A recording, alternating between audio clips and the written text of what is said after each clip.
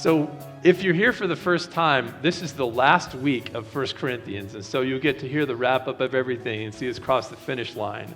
However, if you maybe missed out on a good portion of things and you're just joining us either online or here in person, what I like to do after these book studies, we just went through the letter, 1 Corinthians, which is a letter in the early church. It was written by a leader named Paul. He's called the Apostle Paul often. And so he was writing to a church that he established in central Greece in the city of ancient Corinth a couple of years after he left that town, just to answer some questions and help give some advice to some issues that they were dealing with at the time. And so we've spent about 7 or 8 months, I think, studying in detail this letter. And so if you want just a quick summary of some of the notes and the high points, I have some booklets that are on the table in the entryway that are free for the taking. And so it's just a summary of our entire series. And so if you like to look through paper books and you like the feel of that in your hand, feel free to take one with you. If you like to listen online, we have this series on our YouTube channel. And maybe I'll be able to put a PDF format of this up on our website so that you can just have the electronic copy if you prefer things that way. But if you want, this is a summary of a lot of the different things that we talked about, and we'll just very quickly summarize a few of those things as we cap things off this week. But as we get into this, first of all, the theme has been honor versus humility throughout this entire letter. And in the Corinthian culture, and in our culture, I would say as well, there is a big push to put ourselves and for them to put themselves above other people. It was very much a community endeavor to get ahead of everybody else in society, but it wasn't very humble. And Paul wants them over and over again throughout this letter to consider Jesus Christ, specifically Jesus on the cross, as you see depicted there behind me, and how oftentimes our desire to honor ourselves and seek attention, put ourselves above other people in importance, all of that clashes with who we see Jesus to be on the cross. We see the creator of all, the God of the universe, God in flesh, Jesus Christ, hanging in utter humility, taking our shortcomings upon himself to offer us a way to bridge the gap between us and God again, which if it doesn't get much more humble than that, I don't know what humility is. And yet he's the example that we're supposed to take into our daily life in practical ways. And so Paul is addressing specific issues in ancient Corinth where they're landing more on the honor myself side of things than the humility of Jesus side of things. And I think we've been able to learn maybe about how that intersects our culture as well, because whether you live here in the United States or other places in our world today, much of our world is still focused on ourselves, really, when it comes down to it, and not the kind of humility and kindness and gentleness and equality that you find in Jesus and in his church and in the early church. And so it's been a good challenge for us as we've gone through this series. I want to just briefly summarize what we talked about last week, as has become kind of our habit of doing. So last week, we talked about how for the Corinthians as a church, Paul wanted them to continue to strive to develop and improve in different ways and grow. And those are good goals for us to have as well. And so he just gave them some pointers and some advice about different ways that they could pursue growth as a church community. And I think these are things that apply to us as individuals, as people as well. And one piece of advice he had for them was to form deeper friendships with those who dedicate themselves to caring for us and our family. And he was talking about specifically in a church context. There are many people maybe that serve you in different ways. If you have kids in the kids' care or the kids' church, people are serving you right now. Perhaps people do things for you when you're feeling under the weather. Perhaps somebody cuts the lawn here or cleans the building throughout the week so that you can enjoy clean space on Sundays. We serve each other in all kinds of ways. And for the people who are consistently pouring into your life, one of the best things you can do is not hand them a certificate. It's not, give them a round of applause or pull them up front, give them attention. It's actually just getting to know them on a deeper level. Another thing Paul suggested for the Corinthians is have the courage to oppose the cultural norms and risk being misunderstood in order to love as Jesus loves. Sometimes Jesus calls us into ways of loving people that are not comfortable. Other people in our culture don't understand it, honestly, and sometimes we get misunderstood for doing the right thing, for doing the loving thing. But that's part of the collateral of trying to follow Jesus and his example for us. Also, we talked about emerging leaders. And one of Paul's pieces of advice toward emerging leaders is to welcome young adults. We have some in our midst now. We've been involved with Nicole and her journey through Southeast Asia recently. But when we have young adults who are involved and who are journeying with God, one of the best things we can do is recognize that they are just as capable as anyone, young or old. Age really doesn't have anything to do with capability.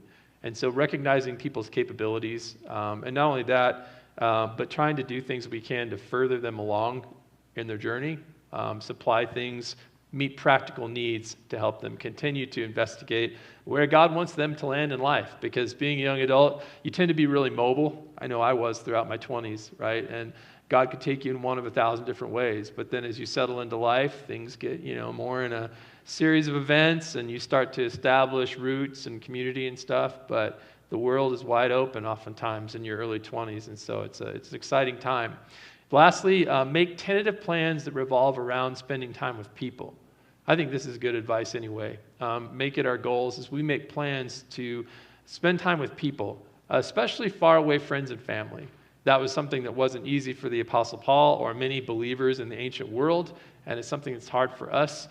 Christine and I and our kids are getting ready to head out east, about 30 hours by car this week, to see some of my family. I haven't seen some of my siblings in 6 or 7 years. I haven't met some of their kids before face to face. And so, but we're realizing more and more of just, we don't know how much time we have with everyone, right? And so we want to make these opportunities count to get together with faraway friends and family. So that was what we talked about last week. As Paul's kind of winding down his letter, he's giving them some pieces of advice. And so as we conclude today, we just have a few verses, but really this is the point, much of the point of the entire letter, and that is to be defined by love as people. It's the way that Jesus operated all the time, and it's the way that we need to operate when we're with people as well.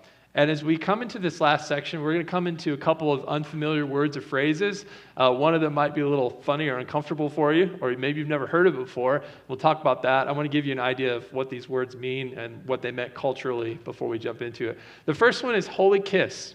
You're going to see Paul telling each of these Corinthians to greet one another with a holy kiss. I don't know about you, but nobody kissed me when I walked through the door today here at Mountain View. Maybe you're very thankful that nobody kissed you as you walked in the door at Mountain View.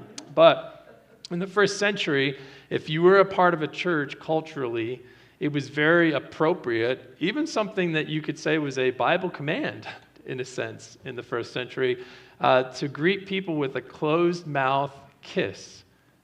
This initially was practiced between men and women, right? Men and men, men and women, as a greeting, as a form of greeting, and it was also, there was a lot preloaded to it. We'll talk about that briefly in a second, but it was supposed to be a shameless expression and kind of a mystical, mysterious expression of innocent affection, sincere love, unity, and peace in the early church. And so, again, that comes up today.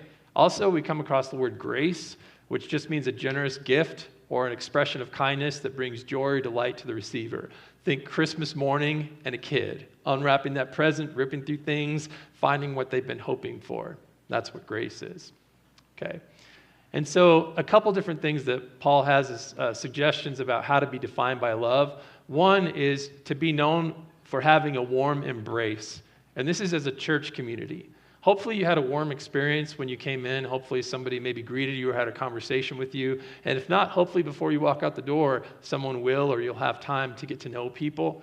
And certainly here, we try to emphasize this as a church community. We want to be a family. We want to care about each other. We don't need just to walk through and maybe you learn something cool, but nobody really interacts with you, and it's like you don't even exist. We want that to not happen here.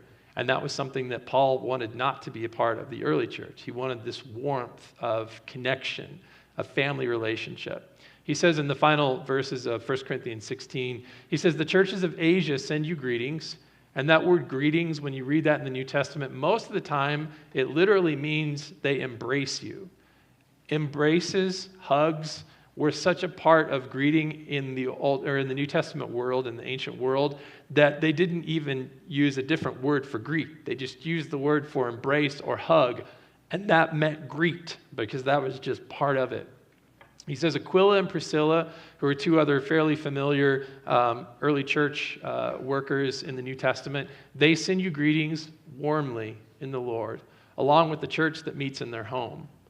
And so they're not only greeting, but there's this welcoming atmosphere. A lot of these churches are meeting in people's homes, especially people who have larger homes with perhaps courtyard areas at this point in time in history. He says, all the brothers and sisters send you greetings, which again is they embrace you, is what he's literally saying. They wish they could do it in person, but they're doing it through this letter. He says, greet one another finally with a holy kiss. And it's a command for them. Greet one another with a holy kiss. So first century Jesus followers, when they greet each other, they wrap each other up in their arms. And maybe some of you are comfortable with that. I know it's a different time, a different place, and a different culture. But I think the church in recent years has kind of gotten away from some of these expressions of warmth. And maybe to a degree within our cultural comforts, it's even a good idea to bring some aspect of warmth into our church, however that form of greeting takes. And obviously you have to judge other people's comfort zones and our culture today as well. But warmth is important. But they would embrace each other in their arms when they would see each other. They would welcome each other into their homes. And I know that's something that is more comfortable in our culture that we can practice as well. And then they would greet each other with these innocent kisses of affection and peace. And so I thought this was interesting. I read this quote, and this is from an early church theologian, philosopher, and teacher, so think kind of on the college level or something like that, from around 195 AD. So this takes us really far back into time. We're time traveling here for a moment to read this quote, but it gives us the context for that term holy kiss, which I think is kind of interesting. This is what Clement of Alexandria, which is a prominent town in Egypt at the time, what he writes. He says, but love is not proved by a kiss. That's a fair point, right? Just because you have a church of people greeting each other with a holy kiss, it doesn't mean that you're necessarily treating each other with love, right? That you're going out of your way to treat people with dignity or being sacrificial. You can just go through the motions and have this form of greeting or this expression. He says it doesn't get proved by a kiss. He says, but by kindly feeling. So you really have to have a kindness toward other people to really love. He says, but there are those that do nothing but make the churches resound with a kiss. And so some churches, they're all about the holy kiss, but they're not about the love. That's just the reality in AD 195. And maybe that's the reality today. Some churches, you get a warm greeting, but really, if you settle in, you realize people don't really care. They're not really going to get involved in your life. And that's a danger, because a kiss doesn't make this loving environment happen. He says, not having love itself within. For this very thing, the shameless use of a kiss, which ought to be mystic, occasions foul suspicions and evil reports. So he's saying, if the church isn't a loving environment, but they kiss each other a lot, people talk, because they wonder, why are these people kissing each other, right? Wouldn't it be strange? So let me be vulnerable here. My wife, Christine, and I, we've been married for, coming up on like 14 years. So there are moments when we are not the closest, right? We do things that annoy each other or offend each other or irritate each other. So there's a little bit of a rift in the relationship. What if we were having one of those rough days, or what if you were with your spouse or significant other? It's been a rough day. And then, they just come up to you and just kiss you like everything's fine. What's going through your head, right? Everything's not fine, right? Because this kiss is supposed to be a sign of peace and unity and intimacy, and we're close. But when there's some kind of rift that needs resolved, you just know. And so it would be the same way in a church. These people are greeting me with a kiss, but they really don't care about me, right? And so people get suspicious. Why are they really doing that? He says the apostle calls the kiss holy. When the kingdom is worthily tested, we dispense the affection of the soul by a chaste and closed mouth. So he's saying, all right, there's parameters on this kiss, so it doesn't go too far, right? But it's supposed to be an affection of the soul that's expressed toward other followers of Jesus. It's like this deep bond by which chiefly gentle manners are expressed. And so that's why in the previous statement, I said a kiss of affection and peace. And it was actually called a kiss of peace as well in the early centuries. But they had this concept and this element of warmth. And it's something that, even though we might have to bend things culturally slightly in 21st century America, it's an important trait of a church as well if we want to be defined by love. And not just a warmth, but a warmth that's backed up by actually caring about people, treating each other well, making sacrifices for other people, lifting them up, right? The second thing that we want to walk into for a moment is this humble grace. And again, it's this undeserved kindness or undeserved gift. And that should be an experience of people when they encounter us as a church community. They feel like we're humble, and they feel like we are expressing kindness and undeserved kindness and gifts in many different forms. It could be things that we say. It could be things that we do to serve someone. It could be our giving to someone in a situation or meeting someone's need. But they should experience grace in different forms in our church. Paul, lastly, he says, "This greeting is in my own hand, Paul." So this line and everything from here on is actually written in Paul's own handwriting. It was common practice in the first century for people to hire or get somebody who had professional training to write letters for them, because letters were expensive. Paper was a commodity that was, a little more expensive, and they wanted to fit the maximum number of letters on a page.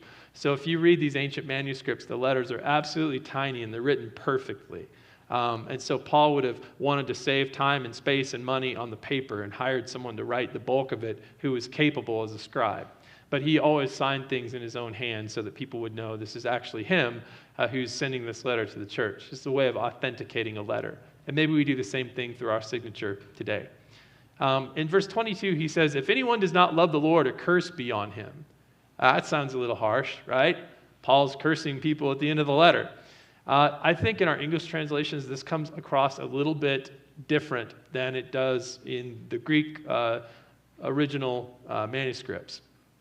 I think if you look at this and you want to translate it a little bit more accurately, it actually reads, "If anyone is not fond of the Lord." It's a different word for love that's used, kind of this term for affection or brotherly love or fondness. And so what he's saying is, if anyone is not fond of the Lord, the word curse, depending on what it's talking about, it could be a curse, but oftentimes when it's dealing with people, which is what this verse is, it's talking more about exclusion and less about a curse. And so what I think Paul's trying to communicate, really based on what he's been saying throughout this entire letter, is if anyone's not fond of the Lord, let him be excluded from the community. And then he says, "Lord, come." Because he's been dealing with situations throughout this letter where people seem like they just really don't want what Jesus is calling them to.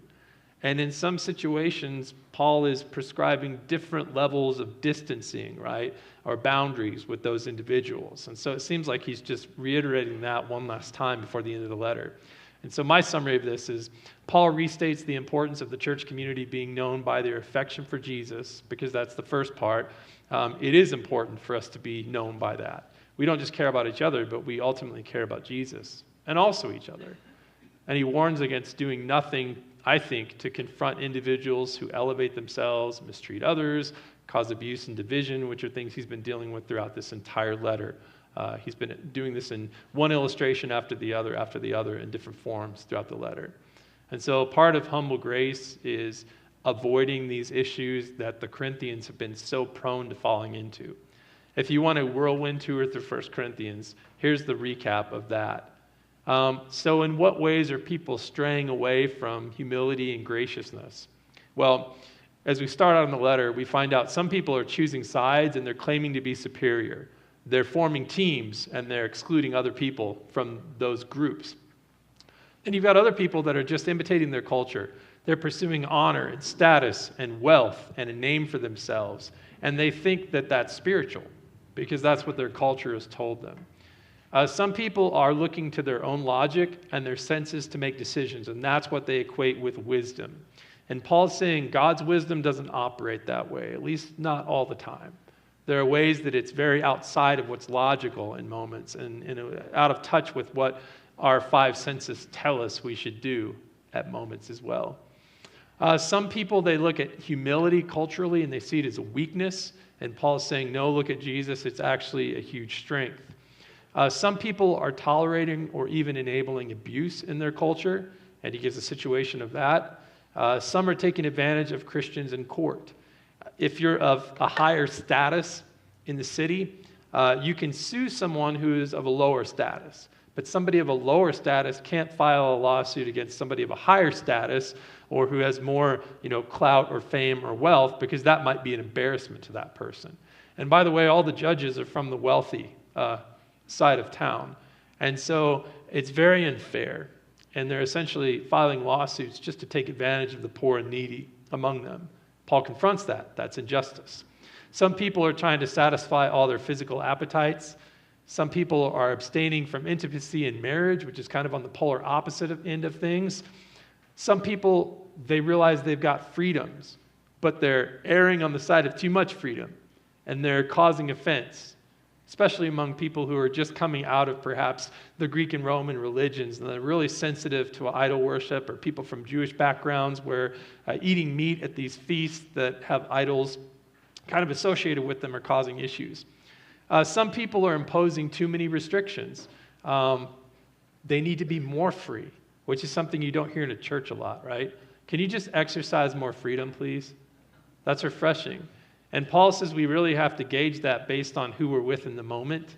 What will cause offense to some, maybe we should avoid it, or what might actually make people more comfortable and help people realize that Christianity is not just following a bunch of rules, right? It's okay to exercise freedom.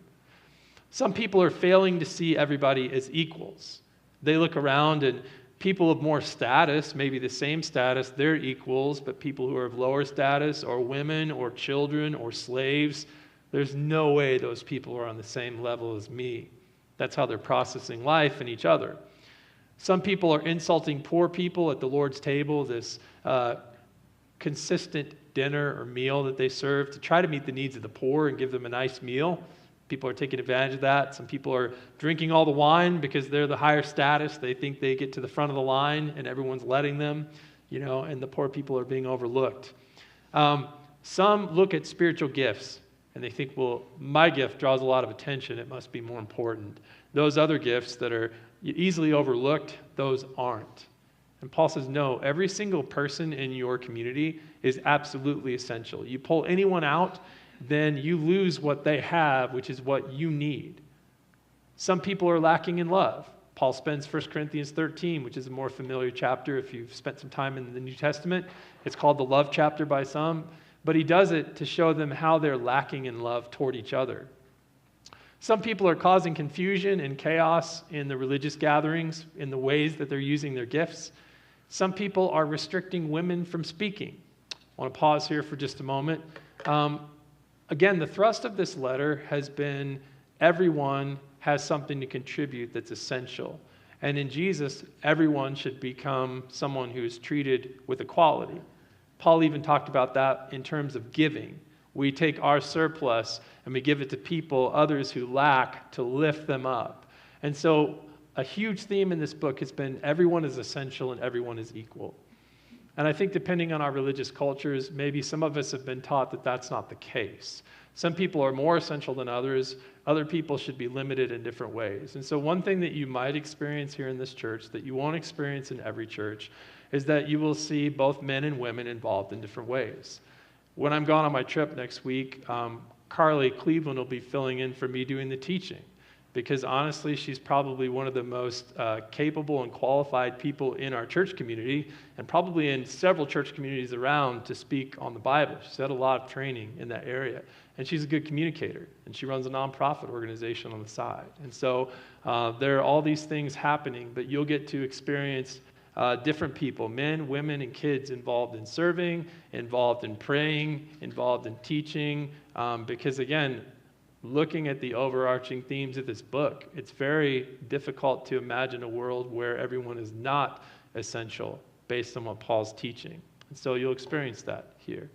Some are forgetting the core of Christianity, and so Paul summarizes the essential truths that Christians need to believe, and that is Christ died for our sins, he was buried, he rose again 3 days later, and he was seen by over 500 witnesses. Outside of those things, we can disagree on a whole lot, right? And still be family. Some people are denying the resurrection. And so Paul addresses that. Some people are misunderstanding resurrected bodies. They're seeing the zombie apocalypse unfold in ancient Corinth, and Paul says that's not exactly what I mean. Some people don't know much about giving. They don't know if they should feel compelled to give. They don't know who should give. They don't know if they should give if they don't have anything to give. And so Paul's answering questions. And then, as we talked about last week, some people are underestimating emerging leaders or undervaluing people who are caring for them spiritually. These are some of the high points throughout the entire book. And so I wanted to just give you a brief review of that. Again, as I mentioned, if you want a more detailed synopsis of everything, take one of these on your way out, and it'll get into the details of all the things we've talked about over the last few months. So the solution to all those problems and more is actually just to imitate Jesus crucified, to lift everybody up, to model Jesus' humility and grace and sacrificial love. And that's hard to do though, right? It's a simple solution that's hard to implement. But Paul says if you just want to focus on something, focus on being defined by love, it'll cure a lot of these problems and issues that you've been struggling with as a church. And I would say the same is true for us today. The last thing Paul says, he says, the grace of the Lord Jesus be with you. So he's pointing them to Jesus' grace, Jesus' undeserved kindness expressed toward us all the time in many ways. He says, my love be with all of you in Christ Jesus.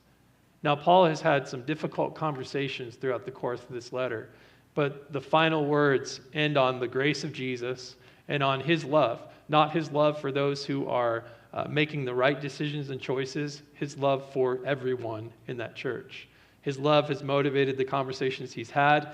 He doesn't separate people out or show favoritism or disfavor those who are struggling or even who have done some kind of horrendous things, that are very contrary to the way of Jesus. He just reiterates his love. So Paul challenges the Corinthians to imitate the example of Christ crucified and reaffirms his unconditional love for everybody in their church. And I think we would do well to imitate that as well. Imitate Jesus' grace, but also reaffirm our love and to try to grasp what unconditional love looks like, because it's very difficult in our society.